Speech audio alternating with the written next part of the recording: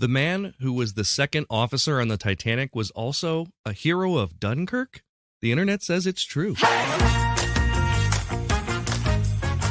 Welcome to The Internet Says It's True, where every week we learn something that sounds like I made it up, but it's really true. Part of the WCBE podcast experience. My name is Michael Kent. This is episode 147. It's another rewind episode, but I am back in town and I'm recording new episodes. In fact, I just recorded a brand new one about a mummy, an outlaw, and a disembodied head. And that's available now if you're on Patreon. For the rest of you, you'll get to hear that one next week. You can become a Tizitor, a supporter of this podcast, by signing up for Patreon. You can do that for as little as $1 a month or as much as you want. It's patreon.com/Michael Kent, and you can now sign up for a free trial. So, if you're on the fence about joining, you can sign up for free and try it out for a week. Once again, that's patreon.com/Michael Kent. There's also a link in the show notes. I just finished a really great run of shows between the cruise ship, the Chicago Magic Lounge, and P3 Magic Theater. Also, I'll be appearing July 10 in Cobleskill, New York. And then I'll be back in Columbus performing with frequent guest of the show, Eric Diddleman, on July 20 and 21. Those tickets are available now. Just go to upfrontps.org and you'll see those tickets. One really weird thing that happened is on my recent stint on a cruise ship, we sailed directly over the wreck of the Titanic. And they made an announcement on the ship, but it was a foggy, eerie day, and there's really nothing to see. It's actually kind of crazy to think about the fact that had we done that 1 week later, the whole area would have been riddled with ships looking for the missing Titan submersible. But with the news about the Titan tragedy and all of the Titanic stuff being in the press lately, I thought it was apropos to revisit the story about Charles Lightoller, and this was episode 59. It originally was released on October 18, 2021. Stay tuned for the later part of this episode where we play the quiz with the hilarious Jonathan Burns. Hey, Michael, it's Jimmy. I've got something that I think would be great for your podcast. Okay, so the guy who was the second officer on the Titanic, right? He not only survived, he went on to be at the evacuation of Dunkirk in World War II. You need to check that one out. It is a crazy story. Thanks, Jimmy. Yeah, when I first heard this, the timeline didn't seem like it worked out because the Titanic was like the early 1910s, and obviously World War II is in the 40s. So I checked it out. I spent the week working on this, and it's an incredible story. We've done some stories on war heroes, none that have had an incredible brush with fate like this. So this is right up our alley. We'll start by talking about what happened at Dunkirk. In America, we tend to focus on World War II stories that occur after Pearl Harbor, that is, after America was provoked into becoming involved in the war. But one of the most amazing stories of heroism during the Second World War happened during the Battle of Dunkirk between May 26th and June 4th of 1940. The Allies were losing the war. Nazi Germany had invaded Poland the previous September, and by early May they had now entered Belgium, the Netherlands, and France. The British Expeditionary Force was sent to help defend France. But Germany's powerful Panzer Tank Division had trapped the BEF, a small contingent of Belgian troops, and 3 entire French field armies against the northern coast of France. There was no safe land route for escape, and it was determined that the only course of action was a full evacuation from the nearest port city, Dunkirk, France, to safety in Dover, England. To explain the events leading up to the evacuation of Dunkirk, I'd have to take more time than I'm allowed on the podcast because I'd have to explain the entire battle and the condition that left the troops stranded. So we'll just skip past the fierce battle and jump forward to the point where the German tanks were stopped by canals outside of the port city, and it was now up to a powerful German Luftwaffe air attack to drop bombs and complete strafing runs on the surrounded troops. They had all mostly filed out to the beaches, waiting without cover for ship transport to Dover, a passage that at its shortest was 39 nautical miles. There were somewhere around 400,000 troops waiting to evacuate Dunkirk, and they were surrounded by twice that many German troops. British Prime Minister Winston Churchill said that with the available ships, he thought they would only be able to evacuate around 45,000 of those troops. What occurred next has been referred to as the Miracle at Dunkirk. The official codename was Operation Dynamo. Word was spread that the troops needed help, and a giant flotilla of boats started arriving to aid in the evacuation. Not just military ships either, anyone who could take on passengers started showing up and picking up the soldiers waiting in knee-deep water. 1 cruiser, 39 destroyers, 9 gunboats, 36 minesweeper boats, 13 torpedo boats, 8 hospital boats, 34 tugboats, 113 trawlers, and more than 311 personally owned small watercraft came to the rescue. 693 boats in all. 223 of those boats were sunk by the Germans. Around 61,000 troops were killed or wounded. But miraculously, 338,226 Allied troops were rescued and arrived safely on the other shore. So what does this have to do with the Titanic? We'll get to that after a quick word from our sponsors. There's not much I can say about the Titanic that hasn't already been said by the many documentaries, not to mention the James Cameron blockbuster movie in 1997. At least that's what I thought, but I had never heard the story about Charles Lightoller. He was born in Lancashire in 1874, and his naval career began as early as the age of 13 when he apprenticed on board a large sailing ship. The drama that would follow his career started during the early apprenticeship when they sailed into a horrible storm in the South Atlantic and had to make repairs in Rio de Janeiro, despite the country raging with a smallpox epidemic while struggling through a revolution. Soon after that, a fire broke out on a ship where he was serving, and he was promoted for his bravery in putting out the fire to save the ship. He started working on board steamships at the age of 21, and during that time, sailing around Africa, almost died from malaria. He took some time away from sailing to try his hand at mining for gold and wrangling cattle, but the sea called him back when the White Star Line hired him as an officer. That's how he came to be involved in the H.M.S. Titanic. On the fateful night of April 14, 1912, Lightoller was the ship's second officer and had commanded the bridge watch until late into the evening.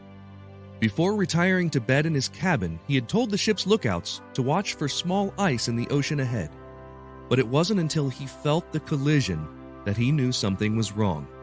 Here is Lightoller in his own words during an interview with the BBC in 1936. She took the blow along her starboard side, masses of ice actually falling on the foredeck.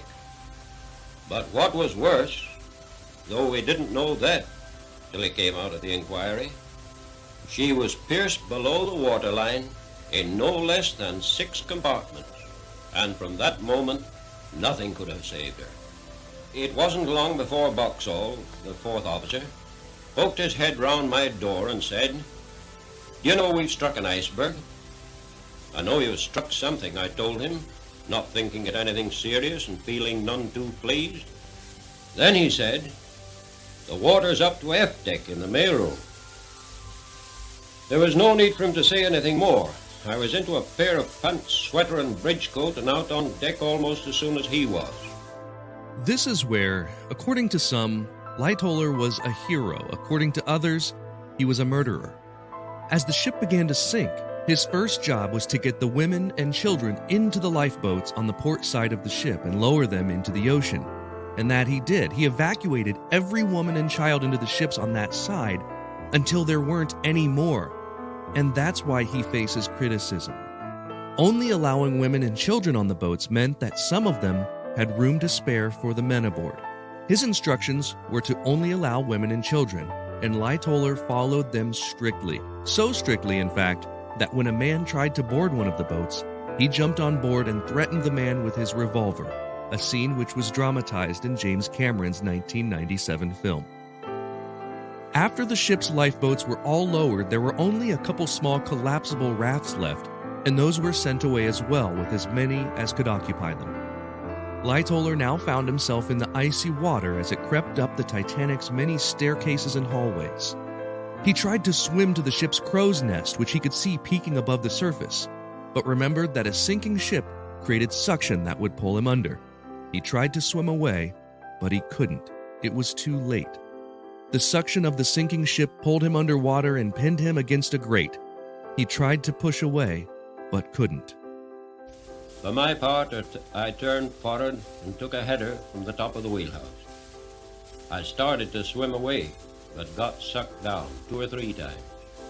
In fact, I got mighty near the edge of things before I finally came up alongside the collapsible. We'd hove into the water from the top of the officers' quarters, and there I hung on. It was a large boiler explosion deep in the ship underwater that had sent a rush of hot air upwards and had enough force to throw Lightoller away from the ship. He ended up finding himself underneath an overturned light raft, and he would be the most senior member of the Titanic's crew to survive. Long after the Titanic, long after Lightoller played an important part in the investigations into what went wrong, he found himself fighting for Britain in World War I. From his actions during the war, he was awarded on 2 separate occasions for gallantry, one being for sinking German U-boat UB-110. Charles Lightoller retired in March of 1919, and just 10 years later returned to the sea in his own private yacht, the Sundowner. The Sundowner was a 58-foot motor yacht with a 72-horsepower diesel engine and a top speed of about 10 knots. It was a ship purchased for enjoyment and nothing more, until a call went out in late May of 1940 about small ships being needed for a massive rescue effort from the shores of Dunkirk, France. On June 1st, Lightoller and his son Roger left the port of Ramsgate and sailed to Dunkirk. Crossing the channel, they rescued the crew of a motor cruiser that was on fire. That was just the beginning of what they would face. Sailing past sunken ships and with the threat of the Luftwaffe overhead, the Sundowner wasn't able to board soldiers from the piers at Dunkirk because they were too high. Instead, Lightoller pulled up next to the H.M.S. Worcester and began taking soldiers that were crammed on board. A total of 130 men squeezed on the Sundowner, and she returned to England to bring them to safety. Out from the hell that is Dunkirk, back from the steel thrust of the German war machine comes the BEF. For what has been done in the past few days, the BEF is grateful. To the Royal Navy, for hanging a screen of fire around the Belgian beaches while the men were embarking. Here our cameras are off Dunkirk. Here the BEF is grateful too to the men of the merchant service, in the big transports, and the tiny boats ploughing between the big ships and the shore. Charles H. Lightoller had seen his share of high drama during his naval career, but none as heroic as being one of the hundreds of ships put into service of the war that day. I'll leave you with an excerpt from a speech that Winston Churchill delivered to the House of Commons 3 days later. It's known for the line, "We shall fight on the beaches." Churchill was letting the nation know of the heroism that happened at Dunkirk. And while he was careful to not call it a victory, he was using the speech to strengthen the resolve of the British. And at the end, which you'll hear, he makes a definite call to the United States to become. And their courage. We shall fight in France. We shall fight on the seas and oceans. We shall fight with growing confidence and growing strength in the air. We shall defend our island, whatever the cost may be. We shall fight on the beaches. We shall fight on the landing grounds. We shall fight in the fields and in the streets. We shall fight in the hills. We shall never surrender. And if, which I do not for a moment believe, this island or a large part of it were subjugated and starving, then our empire beyond the seas, armed and guarded by the British fleet, would carry on the struggle until, in God's good time, the new world, with all its power and might, steps forth to the rescue and the liberation of the old.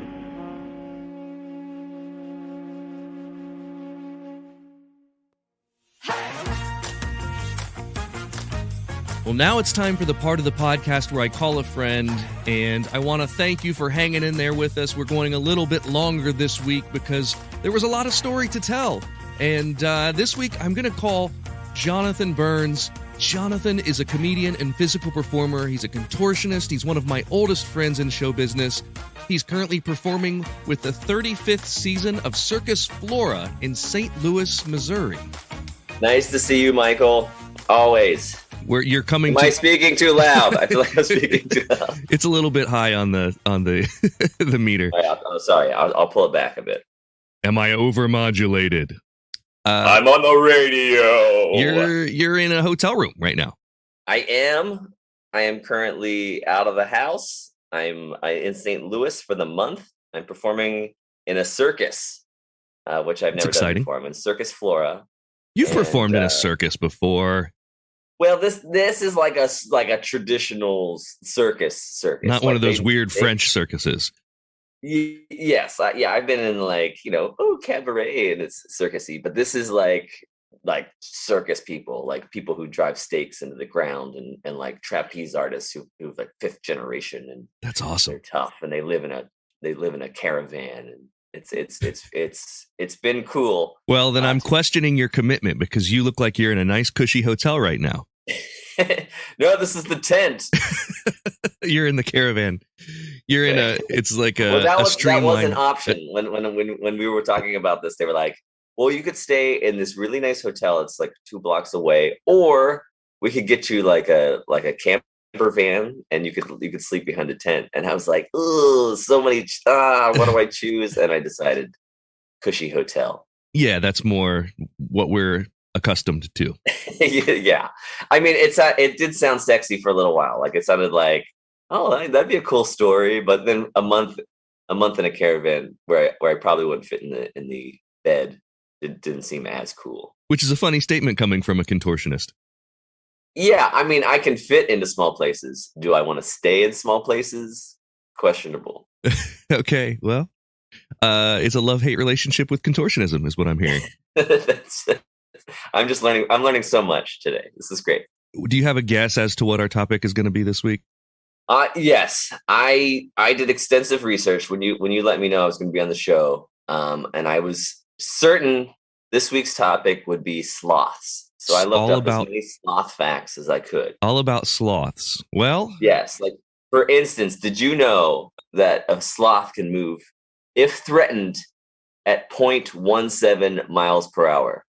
I do now. I guess maybe I should give you points for that. Okay, you win. We did it. You win. Everybody. Well, unfortunately, Jonathan, our topic is not sloths. And for the first question, we're going to play for a joke. So if you get it right, I got to tell you a joke. If you get it wrong, you got to tell me one. Oh, my gosh. Okay. Charles Lightoller commanded a yacht that carried soldiers to safety during the evacuation of Dunkirk in World War II. Before that, why was he already famous? A, he was the second officer on the Titanic. B, he was a famous jazz trumpeter. Or C, he had toured through the U.S. as a famous contortionist under the name Flexible Carl. Oh man. I do the stage name Flexible Carl. I'm just realizing this isn't about sloths. Okay. Woefully unprepared at this point. I am going to say that he was on the Titanic. You are correct, Jonathan Burns. He was the second officer on the Titanic, the most senior officer to survive the sinking of the ship. And he only survived because he was actually going down with the ship and a boiler exploded, pushed him away from the ship, and he found safety. Let's make that movie. Yeah, just all about this guy. There was I'll call James Cameron right now. Yeah, it's the sequel. Titanic 2. Titanic 2. I don't know how that would work. But yeah, you know, there's the whole movie about Dunkirk and this right. Massive operation of several 100,000 soldiers that were stuck. And they started commissioning a flotilla of like everyday ships and boats to go and save these folks. And he was one of them. So he fit 130 people, 127, 130 people on his yacht in retirement. He was 66 years old when it happened. And so, you know, and that was another famous story that this guy was involved in. Pretty crazy. Wait, this guy had a yacht after he sunk in the Titanic. Yeah. That was the next move. A boiler exploded. I miraculously survived. I'm going to spend more time on the water. And he not only that, but like he did go on to fight in World War I in the Royal Navy. So and drama followed him throughout his whole naval career. I think that it was a poetic way to retire is to just spend time on the water. Yeah, why not? Why not? I'd be on land. I guess this is more land time for me. Yeah, maybe. I mean, you figure you get through all that. Nothing worse can happen than sinking on the Titanic. That's true. And speaking of water, did you know that a sloth can go underwater and hold its breath for up to 40 minutes? I feel like A, I did not know that, and B, that's because that is made up. It is not made up. I swear. They can hold their breath longer than a dolphin. It's because I think it's because there's not like everything's slowed down, and they can 40 minutes. Look it it's up. Not true. It's not the true, internet says it's true. No, you're weakening the name of my podcast. You're tarnishing my good name. I swear that's a fact. I owe you a joke. Here's your joke. What do you call cheese that isn't yours? I don't know. Stolen. Stealing is bad, and you should return the cheese. Man, I learned another lesson today. Yes. Oh boy. Okay, so you got that one right, and you're actually, I would say you're 1 for 1, but you're 2 for 2 because of your dolphin or your sloth speed fact. Wow, I've got more. Don't worry. It's not often that the bonus questions come before the quiz. I don't play by the rules. You know that. Question 2. For this question, we'll play for an embarrassing or funny story that's happened. So if you get it wrong, you'll tell me a story. If you get it right, I'll tell you one. Okay. When the Titanic was put in the water in 1912, it was the largest moving object ever built. Of course, it would be small compared to most modern cruise ships. The Disney Dream is 1,115 feet long. How long was the Titanic? Was it A, 650 feet, B, 882 feet, or C, 529 feet? I've been on all the Disney cruise ships except the Dream. I have been on the Fantasy, which I believe is the same size. It's the exact same size, yes. Yeah. I'm going to go with A. 650 feet. Yeah, 650 feet. Unfortunately, Jonathan, the answer is 882 feet. I was going to say that. I know you were, but you didn't. I almost said B. I was so close to saying B, and I went A. Yeah. So it was 882 feet. The Disney Dream is 1,115 feet. The Titanic was 141 feet high. And back to our comparison to the modern ship, the Disney Dream is 216 feet high. Do you have a story or an embarrassing thing? Maybe something that happened on board the Disney Fantasy or? Yeah, well, actually, there is something that's happened on there. So I perform on Disney Cruise Lines, and once you do your show, you're sort of like a celebrity on board. People know who you are, so everywhere you go, it's like, oh, hey, it's like being a zoo animal. It's exactly much like a sloth. I'm not giving you this question. You still missed it. So that's something that happens, like, as long as your show goes well. If your show goes well, it's nice being a celebrity on board for the week, because then it ends at some point. But I've definitely been in this situation where you're on board, you're walking around, and people are like, "Oh, can we take a picture?" And I was like, "Oh, sure." And I went to get in the picture with them, and they're like, "No, did you take a picture of us?" And I was like, "Oh, yeah." Of course. No, seriously? Yeah, that's happened to me on board a few times. A few times. That is, yeah. That's very funny. Question 3. For this question, we're playing for The Internet Says It's True sticker, available only on Patreon. It's patreon.com/Michael Kent. You can get a sticker when you join. Also, if you were a Patreon member yesterday at the gold level or above, you got to see a live stream version of a magic show that I did for a private group. They were the only people that were able to see that, other than the group that hired me. Here's your question. Is gold the highest? Gold is well, you know what? I do have what I call the official emperor of, and that is if you go above and beyond the highest level, then you might get a special title. But yes, gold is the normal highest. So I'd like to be diamond platinum by the end of the year. Diamond platinum. Maybe that would be what we call you if you just pay me monthly money, which I don't think is going to happen. One of the reasons that the Allied forces were outnumbered at Dunkirk was because Allied war planners thought it would be impossible for Germany to get their tanks and men there. There was this thick forest in the southeast part of Belgium and Luxembourg. What was the name of that forest? Was it A, the Ardennes, B, the Black Forest, or C, Sherwood Forest? Ooh. I'm going to just go with A because I've been guessing A the entire time. And I have a sponsorship with AAA. A, the Ardennes. Final answer? Yes, it is the Ardennes. That is the name of the forest. It was not the Black Forest, famous for ham. It was not the Sherwood Forest, famous for Robin Hood. They didn't think that the German tanks could get through the terrain, but they were thinking they had basically World War I knowledge, both of the tanks and their ability and of the road maps that were going through the forest. There had been more roads built. The tanks were faster and better, and they thought that the tanks would be there in 5 days. Instead, they were there in just over 2 days. They tore through the Ardennes in 2.5 days. Speaking of France, you tore into France on a television show once. I did. Yeah, I was on France's Got Talent. What was your experience? Did you actually speak French, or did they dub you, or how'd that work?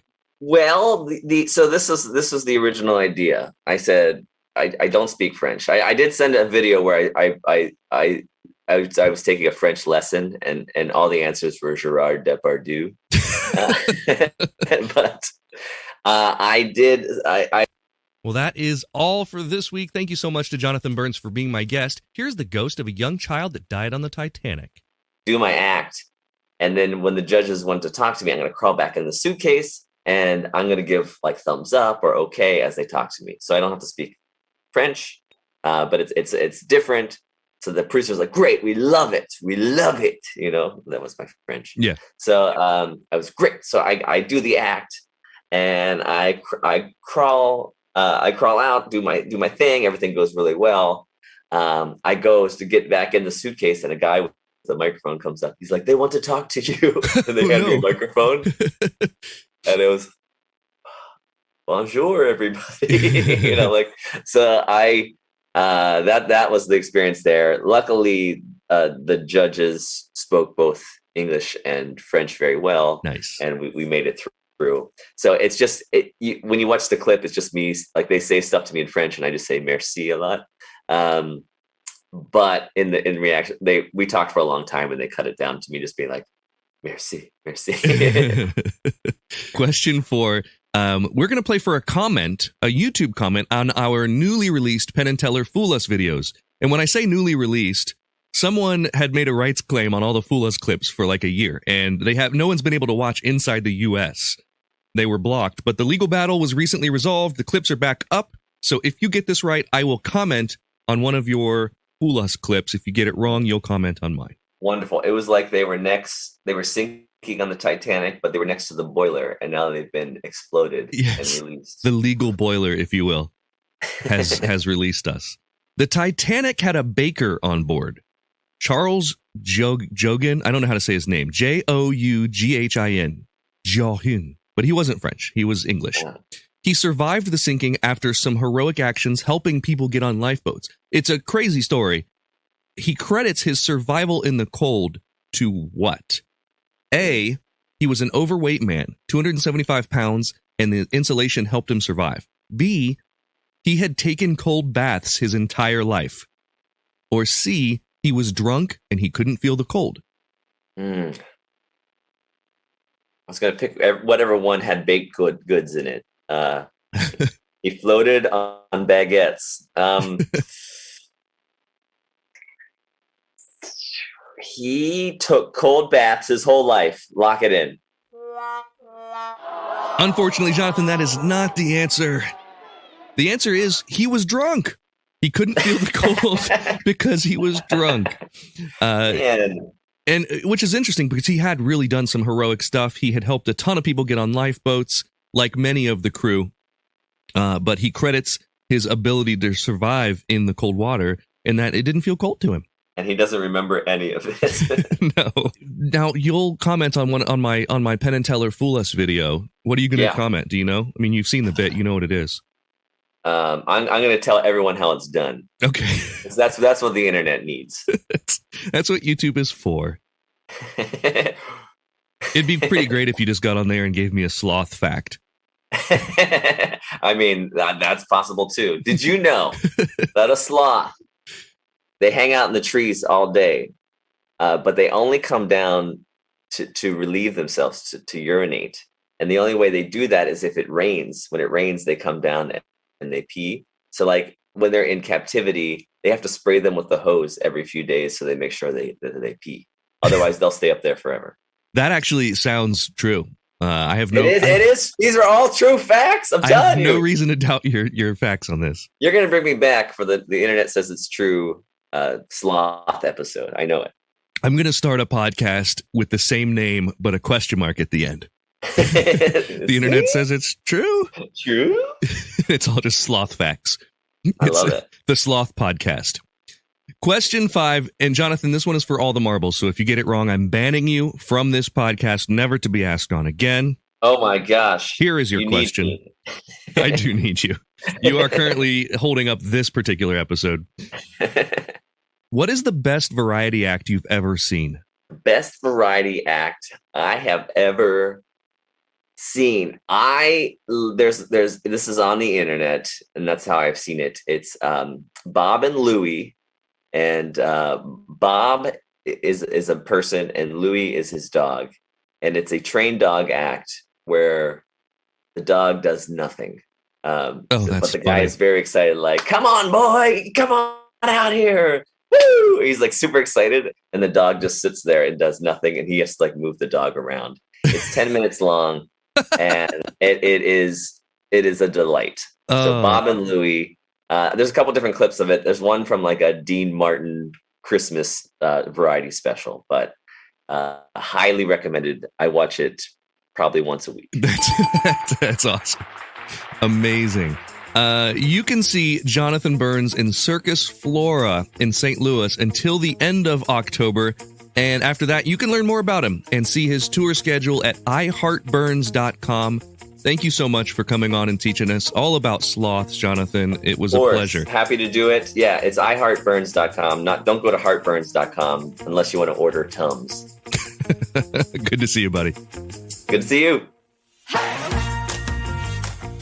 Well, that's all for this week. Thanks to Jimmy for the topic and to Jonathan Burns for being my guest. This little kid's name is Iceberg Dunkirk. Thank you for listening to The Internet Says It's True. Don't forget to join up on Patreon if you want to see the unedited video of the guest appearance or to hear bonus episodes. You can do that at patreon.com/Michael Kent. Also, if you learned something that you didn't already know from the show, please visit iTunes and leave us a review with 5 stars and a few words.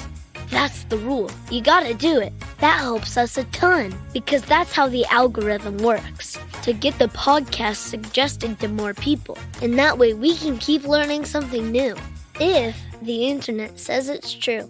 The Internet Says It's True would like to thank the Patreon subscribers whose monthly contributions help to make this show possible. Sean Brown, Denny Corby, Joshua Endress, Dallas Ray, Bryce Swanson, Eugene Anderson, Jim and Joanne Martin, Mitch and Andrew Joseph Kemplin, and the show's official Emperor Kick Track. The show is written and produced by me, Michael Kent. The theme song is by Finite Music Forge. All audio clips in this episode are used for education and commentary and used under Fair Use Title 17 USC Section 107. You can listen to past episodes by searching for The Internet Says It's True wherever you get your podcasts, and you can see bonus content at patreon.com/Michael Kent. The Internet Says It's True is part of the WCBE podcast experience.